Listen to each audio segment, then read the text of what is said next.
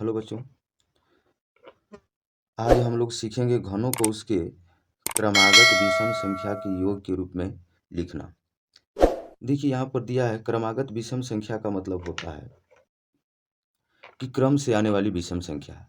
जैसे मान लेते हैं यहाँ पर देखिए, जैसे कह दिया कि एक विषम संख्या है, तो एक के बाद अगली विषम संख्या क्या होगी? तो तीन होगी। तीन के बाद क्या होगी? तो पाँच होगी। पाँच के बाद क्या होगी? सात होगी। उसी तरह से अगर कहेंगे कि जैसे 21 है तो 21 के बाद कितना होना चाहिए? तो 23 होना चाहिए। 23 के बाद कितना होना चाहिए? 25 होना चाहिए। इसी तरह जो है हम लोगों को लिखना होगा, लेकिन क्रम से लिखना होगा। तो हमारा पहला क्वेश्चन जो दिया है, पहला क्वेश्चन है कि दो पर घन है, यानी दो का क्यूब है। तो सबसे पहले यहाँ पर ये ध्यान दीजिएगा कि इसमें कितनी विषम संख्याएं बन सकती है। तो देखिए इसका आधार जितना रहेगा उतनी ही विषम संख्या बनेगी। तो इसका आधार कितना है? तो दो है, इसमें दो होगा। दूसरा में देखिए कितना है आधार? तो तीन है, तो तीन विषम संख्या होगी।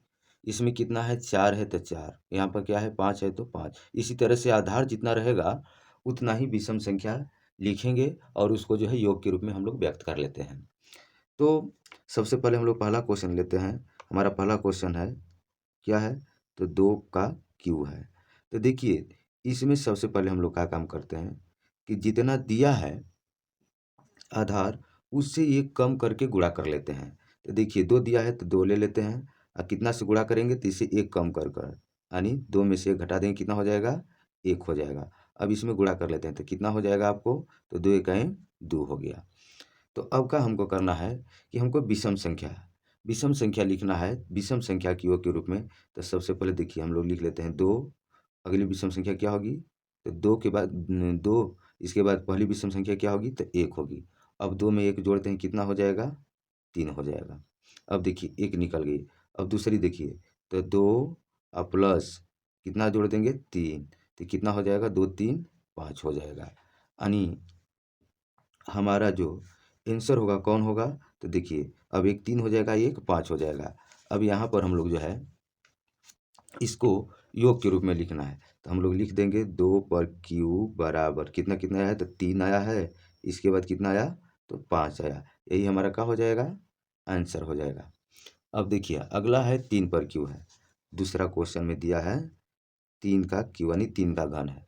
तो उसी तरह से यहाँ पर भी कर देते हैं। यहाँ पर तीन है तो पहले तीन लिख लेते हैं, और फिर क्या काम करेंगे कि अब इसमें जो है एक कम कर कर गुणा कीजिए। तो तीन में एक कम करेंगे, कितना हो जाएगा? तीन यानी दो हो जाएगा। गुणा कर दीजिए, कितना हो गया? छः हो गया। तब हमको पहली संख्या लिखना है, तो कैसे लिखेंगे? तो अब हम लोग क्या काम करते हैं कि देखिए छः है, तो छः में कितना जोड़ देते हैं? एक जोड़ देंगे, तो कितना हो जाएगा?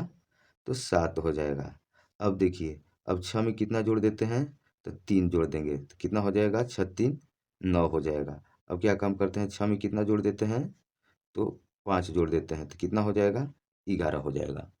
तो अब इसमें हम लोग क्या काम करते हैं कि अब इसको जो है विषम संख्या, कौन कौन संख्या प्राप्त हुआ? तो देखिए सात, नौ और 11। तो यहाँ पर हम लिखेंगे तीन का क्यू बराबर सात और प्लस कितना हो जाएगा? नौ और प्लस 11।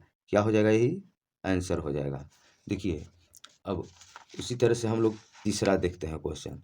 तीसरा में क्या दिया था? तो चार का क्यू है। तीसरा क्वेश्चन में कितना का दिया है? तो चार का क्यू है। तो अब उसी तरह से इसमें भी ले लेते हैं। देखिए क्या काम करते हैं, तो सबसे पहले हम ले लेते हैं चार और गुणे एक कम कर दीजिए, कितना हो जाएगा? तीन। कितना हो जाएगा? चार तिहाई 12 हो जाएगा। अब देखिए इतना निकल कर आ गया।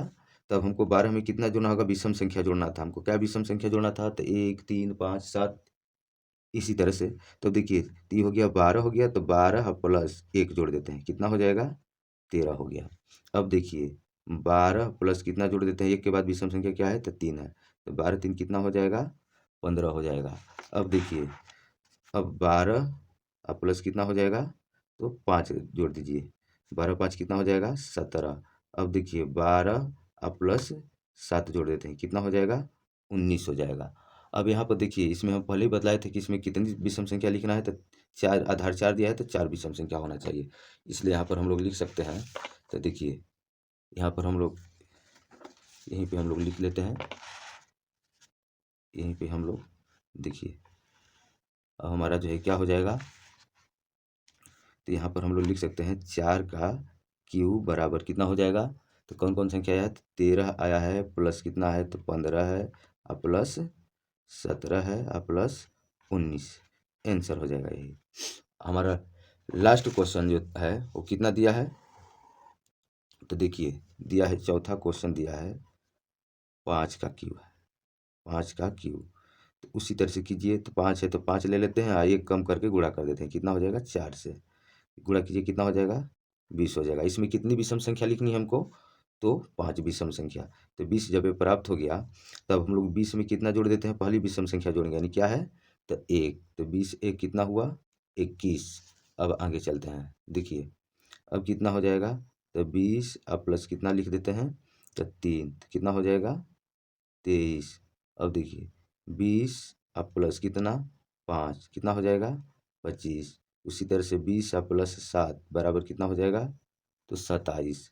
अब देखिए हमको कितना लिखना है, 5 लिखना है, तभी कितना प्राप्त हुआ 1 2 3 4, एक और लिख देते हैं, 20 और प्लस 9 बराबर कितना हो जाएगा 29 हो गया।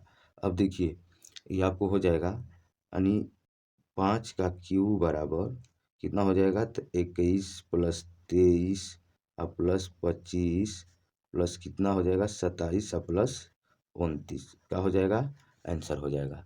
देखिए इससे बड़ा कोई ट्रिक नहीं है विषम संख्या के योग के रूप में लिखने के लिए। तो इसको जो है शुरू से अंत तक वीडियो देख लीजिएगा, समझ में आ जाएगा।